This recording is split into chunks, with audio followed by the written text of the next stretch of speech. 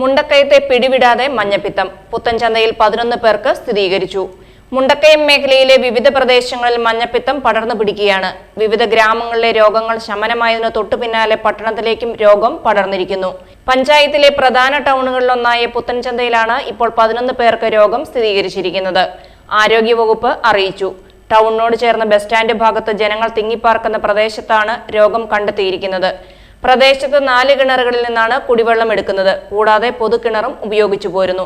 ഇവിടെ നിന്നും വെള്ളം ഉപയോഗിച്ചവരിലാണ് രോഗം കണ്ടെത്തിയിരിക്കുന്നത്. മേഖലയിൽ മിക്ക വീടുകളിലും കുഴിക്കക്കൂസാണ് ഉപയോഗത്തിലുള്ളത്. സേഫ്റ്റി ടാങ്ക് സംവിധാനമില്ലാത്ത കക്കൂസ് ഉപയോഗിക്കുന്നിടങ്ങളിലെ വെള്ളം പലപ്പോഴും മഞ്ഞപ്പിത്തമടക്കമുള്ള രോഗമുണ്ടാകാൻ സാധ്യത ഏറെയാണെന്ന് ആരോഗ്യവകുപ്പ് പറയുന്നു. ഇവിടെയും രോഗകാരണം ഈ വെള്ളം ഉപയോഗിച്ചതാവാമെന്നാണ് കരുതുന്നത്.